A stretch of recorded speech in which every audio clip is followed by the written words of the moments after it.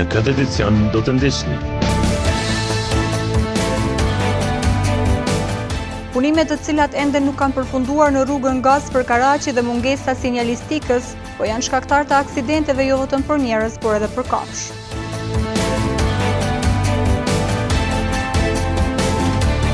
Një dukuri tashmë zakonshme tek fermerët është djegja hamulloreve pas përfundimit të fushatës së korrjeshirjeve. Sipas brigadës së zjarfikësve në komunën e Gjakovës deri më tani janë rreth 15 raste të djegjes së tokave bujqësore.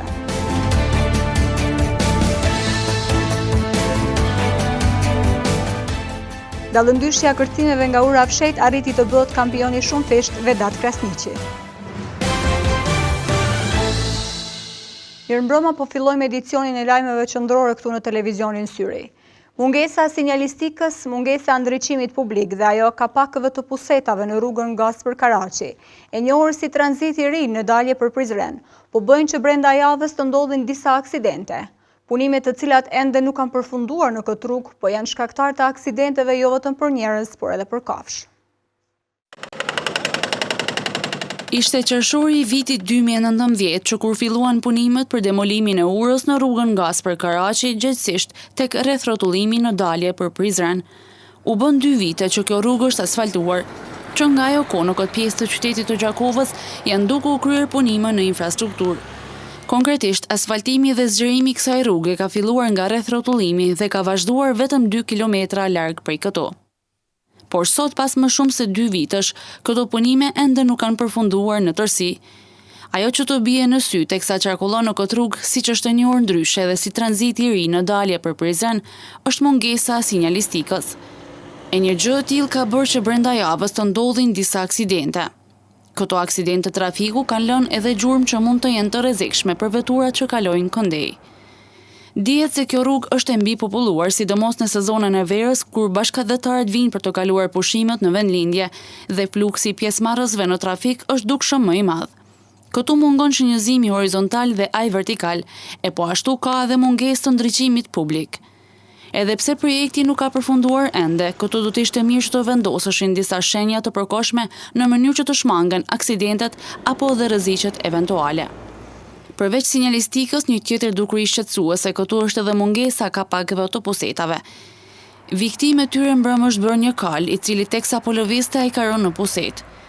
Në videon e realizuar nga ekipi i televizionit Syri, i cili ishte në vendin e ngjarjes, duket qartë situata e vështirë në të cilën po përballej ky kal. Në vendin e ngjarjes ka dalur menjëherë brigada e zjarfikësve, të cilët u munduan që ta nxjerrin nga puseta dhe ta shpëtojnë nga më e keqja. Përkundër përpjekjes dhe angazhimit të zjarfikësve, në fund gjithçka doli të jetë dëshpëruese, sepse stërmundimi dhe lëndimet që mori kjo kafsh bën që ai të ngordhë. Një person ka humbur jetën gjatë një aksidenti trafiku që ka ndodhur mëngjesin e së dielës në aksin rrugor Malishe-Varllat, pikërisht në fshatin Terpez. Lajmin për të vësyrin e ka konfirmuar zëdhënësi i policisë së Kosovës për rajonin e Gjakovës, Nysre Gjurkaj, i cili ka thënë se në aksident janë përfshirë 2 vetura, me qras një 74 vjeçar ka humbur jetën dhe 2 persona të tjerë janë lënduar. Sot rreth orës 7:14 në aksin rrugor Malishe-Varllat, pikërisht në fshatin Terpez, ka ndodhur aksident komunikacioni mes 2 veturave me përfundim me fatalitet. Në vendin e ngjarjes ka ndalë njësia trafikut rajonal, zjarfikësit dhe emergjenca. Sipas mjekut kujdestar, i dalë në vend ngjarje ka konstatuar vdekjen e një personi BG rreth 74 vjeçar, si dhe lëndimin e 2 personave, ka thënë Gjurkaj. Në javën e fundit është shënuar një rritje e dukshme e rasteve me COVID-19 në Kosovë. Si pasojë janë rritur edhe rastet aktive, të cilat aktualisht janë rreth 500 raste. Të ndjekim raportin e 24 orëve të fundit. Nga 2849 testime, 100 qytetarë kanë rezultuar pozitiv me virusin COVID-19. Gjatë 24 orëve të fundit nuk është shënuar asnjë rast i vdekjes. Sot janë shëruar 3 qytetarë, derisa numri i përgjithshëm i të shëruarve është 105.660. Në total, numri i rasteve aktive është 539, thuhet në njoftimin e fundit të Ministrisë së Shëndetësisë. Institucionet shëndetësore në vazhdimsi po apelojnë për vaksinim kundër COVID-19, duke vlerësuar se është arma e vetme për të mposhtur pandeminë, të cilës nuk po i dihet ende fundi. Madje tashmë në Kosovë është prezente edhe varianti Delta i koronavirusit, i cili sipas ekspertëve po përhapet më shpejt se sa COVID-19. Mbi 50.000 persona kanë kërkuar ndihmë mjekësore në klinikën emergjente në shërbimin spitalor klinik dhe universitar të Kosovës nga janari deri më tani. Ky është numër rekord i trajtimit të rasteve krahasuar me të gjitha vitet paraprake, madje është rritje për 30% të rasteve të trajtuara. Mbi 50.000 persona kanë kërkuar ndihmë mjekësore në klinikën emergjente në shërbimin spitalor klinik dhe universitar të Kosovës nga janari deri më tani. Drejtori i klinikës emergjente, Basri Lenjani, ka thënë se brenda 24 orëve në këtë klinik kërkojnë ndihmë mjekësore mbi 320 raste, e që sipas tij është numër enorm. Klinika emergjente shënon numrin rekord të rasteve të cilet kanë kërkuar shërbime emergjente mjekësore. Vetëm për periudhën janar-korrik të vitit 2021, në klinikën emergjente kanë kërkuar ndihmë mjekësore emergjente mbi 50.000 raste. Në krahasim me vitet e kaluara, për 30% kemi numrin e shtuar të rasteve të cilet kërkojnë shërbime emergjente mjekësore. Lenjani thotë se ditëve të fundit ka pasur shtim të rasteve që kanë kërkuar shërbime emergjente për shkak të temperaturave të larta. Temperaturat të larta e shtojnë numrin e kërkesave për shërbimeve emergjente mjekësore, sidomos të smundët të cilët kanë smundje kronike nga smundjet e zemrës, smundjet iskemike, smundjet pulmonologjike, smundjet neurologjike, smundjet metabolike, po ashtu edhe numri i shtuar mund të jetë edhe si pasojë faktorëve aksidental, sidomos goditja nga dielli, goditja nga të nxehtit. Derisa ditëve të fundit në vend janë rritur raste të reja me COVID-19, Lenjani thotë se rastet post-COVID janë ato që po kërkojnë më shumë trajtim në klinikën emergjente. Numri i madh i pacientëve që kërkojnë trajtim në klinikën emergjente sipas Lenjanit është arsye sepse institucionet e vendit duhet të përfundojnë më shpejt ndërtesën e re të kësaj klinike. Gatishmëria është brenda, domethënë njerëzve dhe aktorëve që shërbimi emergjent duhet patjetër të avancohet dhe të fuqizohet, të bëhet ngritja e kapaciteteve hapësinore dhe funksionale, me qëllimisht që në rast se në paraqitet një situatë e jashtëzakonshme, për shkak se klinika emergjente ka mbi 19.270 metra katror, kemi 200 vende për hospitalizim, kemi 60 vende për kurim në kujdesin e intenziv, me çka në 30 vitet e ardhshme shërbimet emergjente mjekësore do të jenë të paraafërta me shërbimet emergjente në nivel të Evropës. Lenjani u bën ftesë dhe institucioneve parësore shëndetësore që të referojnë rastet vetëm atëherë kur në klinikat e tyre nuk mund të ofrojnë ato shërbime.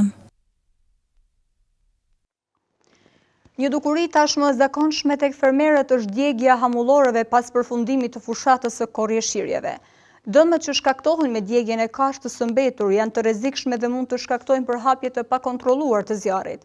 Sipas brigadës së zjarfikësve në komunën e Gjakovës deri më tani janë rreth 15 raste të djegjes së tokave bujqësore. Një dukuri tashmë zakonshme tek fermerët është djegja hamulloreve pas përfundimit të fushatës së korrjeshirjeve. Dëmet që shkaktohen me djegjen e kashtës së mbetur janë të rrezikshme dhe mund të shkaktojnë përhapje të pakontrolluar të zjarrit. Sipas brigadës së zjarfikësve në komunën e Gjakovës deri më tani janë rreth 15 raste të djegjes së tokave bujqësore, që fatmirësisht kanë qenë të menaxhueshme. Kryesisht stabile, megjithëse kemi pa disa raste, djegjen e hamulloreve mbas korrjeshirjeve, kemi pa disa raste që kemi terminuar. Kemi shumë zjarre megjithëse kemi vërejtën që kemi tregë vërejtën mos me djeg, sepse është në lunë edhe me liç. Është në me djeg, kështu që edhe pasojat kanë më pas edhe bujqin nëse kollen. Sipas biologëve, djegja këtyre tokave nuk është zgjidhje.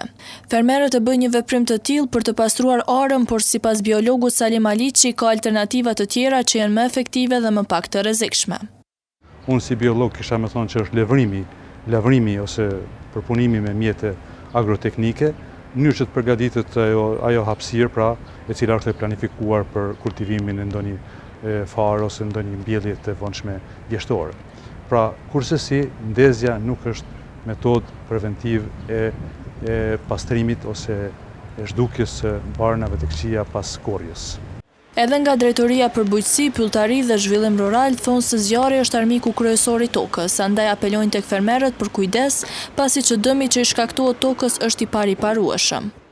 Kundërshtari më i madh që ekziston në tokës është zjarri.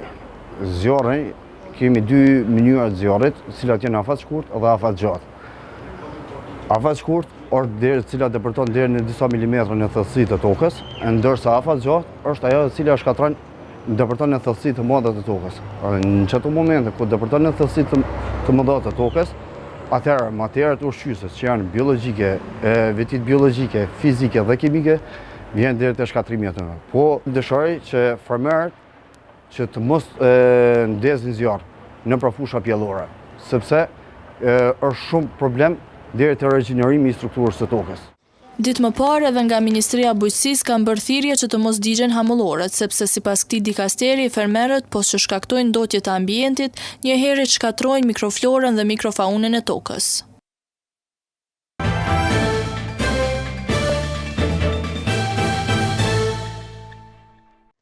Në brigjet e Drinit të Bardh janë mbajtur gara tradicionale të kërcimeve në ujë nga ura fshenjtë.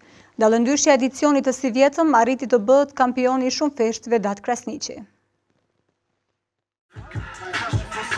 Për të 7 vjetin vit me radhë u mbajtën garat e kërcimit në ujë nga ura fshehtë në Gjakov. Ky është sporti që qyteti i Gjakovës ja ka zanat për shumë dekada. Me muzikë dhe në rrezet të diellit, të pranishmit shijuan nga afër kërcimet e garuesve nga 10 metra lartësi. Në stilin dallëndyshe, vendin e tretë e zuri kërcyesi shkelzen Goqi. Pastaj vendin e dytë e fitoi Florit Gashi, si dhe më i miri i stilit dallëndyshe doli Vedat Krasniqi, i cili arriti që të marrë vlerësimin maksimal për 60 pikësh. Ndërsa në stilin në këmbë, i treti doli 13 vjeçari Dren Musa, kurse i dyti ishte Daniel Preqi, si dhe Kelmen Xhuxha fitoi vendin e parë. E në stilin dallëndyshe nga kërcimorja prej 13 metra, i treti doli Agim Kelmendi. Pastaj i dyti ishte kërcyesi Ardian Berisha. Ndërsa Herkul Krasniqi u vlerësua nga juria me pikët maksimale dhe fitoi vendin e parë në këtë kategori. Për shkak të lëndimit, kampioni i kësaj gare, Vedat Krasniqi, nuk mund të prononcojë para kamerës. Mirë po Florit Gashi, i cili doli i dyti, u shpreh se edhe pse nuk arriti të shpallet kampion, përsëri ai nuk do të ndalet. Përkundër edhe për krahas së vogël, siç tha ai, këto gara do të organizohen edhe më tutje. Kum prit që më mirë se më koni përgatitur për si vjet për vend parë, po është për arsye shumë të ajo fryma na pëngoj disa, po jemi kënaqur me çmim çfarë. Kena prit për kraje shumë më të mëdha për komunës për 70 vjetorin, bele as nuk kanë ardhur krerët e komunës, as për DKRS-s, po gjithsesi kjo sport e këta nuk do ta shujmë asnjëherë, se është i vetmi sport që ka Gjakova. Edhe kësaj radhe kjo garë organizua nga klubi i kërcyesit e Urës, në bashkëpunim me Federatën e Notit të Kosovës dhe Komunën e Gjakovës. Njëra nga ngjarjet e veçanta në sportin kosovar është kjo garë, u tha me këtë rast. Ndoshta mbështetja nuk është aq sa e meriton ky aktivitet për shkak të jetëgjatësisë së tij, për shkak të traditës së madhe, për shkak të shumë njerëzve të cilët këtu kanë bërë kërcime atraktive dhe i kanë dhënë një hijeshti jashtëzakonisht madhe dhe sporteve të ujit. Por se me ato mundësi që ka pas federata, sigurisht që ka nejt pranë klubit kërcimeve kërcyes të Urës, për çka ne falenderojmë për ato të gjithë që kanë bërë këtu, me gjithë këtë organizim, me gjithë ta kërcyes dhe me gjithë ta djemtrit cilët sot na dhanë një ditë jashtëzakonisht mirë dhe atraktive. Të pranishëm ishin edhe veteranët, të cilët edhe kësaj radhe nuk nguruan për të kursyer nga lartësia kërcimores. Ata vlerësuan këtë ngjarje sportive. Shumë knatësio për mua. Deshta me kësio edhe une, po se më la zhiri, se në moshën 77 vjeçare. Megjithëse ende e mune aktiv. Knatësia marë për mua që marrë pjesë të ashti. Kanjoni i Drinit të Bardh u shndrua në qendër takimi për shumë garues e adhurues të kërcimeve atraktive nga lartësitë të ujit e të notit, diellit e muzikës dhe natyrës së bukur që ofron kjo zonë. Në vazhdim të ndjekim grafiken e parashikimit të motit për ditët në vijim.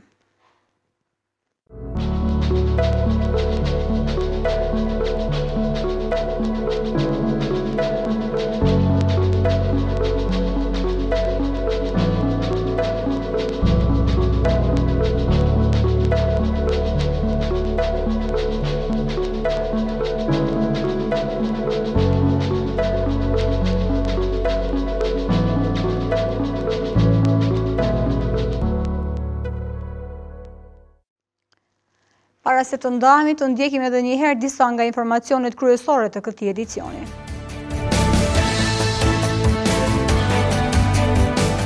Punimet të cilat ende nuk kanë përfunduar në rrugën Gaspër Karaçi dhe mungesa sinjalistikës, po janë shkaktar të aksidenteve jo vetëm për njerëz, por edhe për kafshë.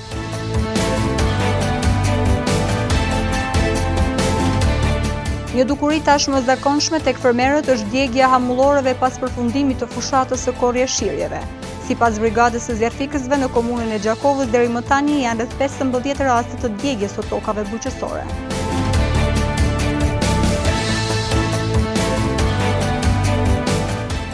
Dallëndyshja kërcimeve nga ura fshet arriti të bëhet kampioni shumë fesht Vedat Krasniqi. Këtu merr fund ky edicion qendror i lajmeve. Për më shumë informacione na ndiqni në rrjetet tona sociale. Natën e mirë.